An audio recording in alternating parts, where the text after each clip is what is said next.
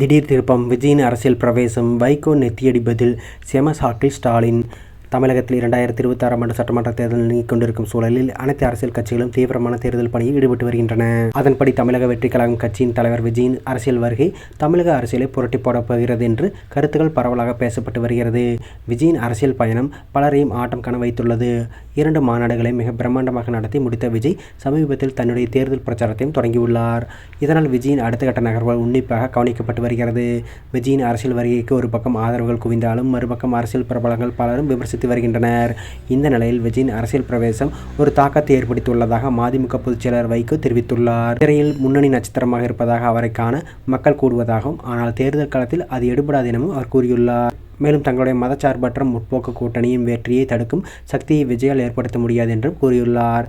இருந்தாலும் விஜயின் அரசியல் பிரவேசம் ஒரு தாக்கத்தை ஏற்படுத்த உள்ளதாக வைகோ கூறியுள்ளது கவனம் ஈர்த்துள்ளது. திமுக கூட்டணியில் இருக்கும் வைகோ ஒருவேளை விஜய்க்கு வருங்காலத்தில் ஆதரவு தெரிவிப்பாரா என்ற கேள்வியும் எழுந்துள்ளது.